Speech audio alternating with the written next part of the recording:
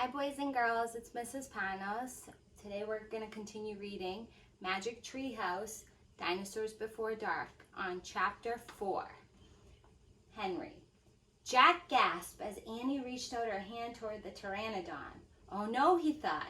Annie was always trying to make friends with animals, but this was going too far. Don't get too close to him, Annie, Jack shouted.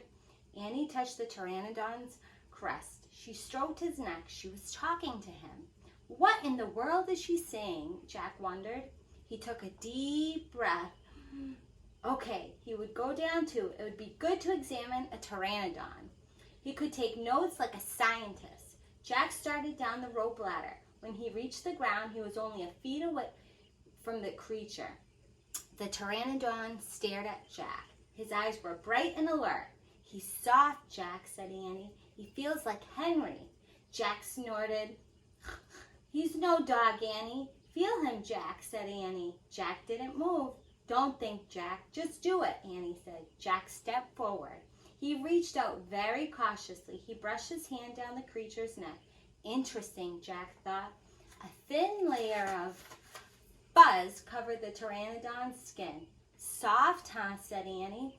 Jack reached into his backpack and pulled out a pencil and a notebook. He wrote, "Fuzzy skin." What are you doing? Asked Annie. Taking notes, said Jack. We're probably the first people in the whole world to ever see a real live pteranodon. Jack looked at the pteranodon again. The bony crest on top of its head was longer than Jack's arm. I wonder how smart he is, Jack said. Very smart, said Annie. Don't count on it, said Jack. His brain's probably no bigger than a bean. No, he's very smart. I can feel it, said Annie.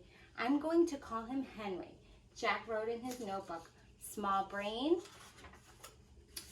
Jack looked at the creature again. Maybe he's a mutant, he said. The pteranodon tilted his head. Annie laughed. Ha ha, he's not a mutant, Jack. Well, what's he doing here then? Where is this place, said Jack. Annie leaned close to the pteranodon. Do you know where we are, Henry? She asked softly. The creature fixed his eyes on Annie. His long jaws were opening and closing like a giant pair of scissors. Are you trying to talk to me, Henry? Asked Annie.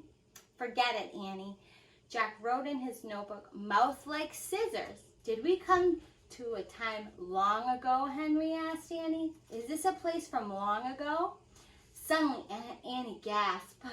Jack! Jack looked up. Annie was pointing toward the hill. On top stood a huge dinosaur.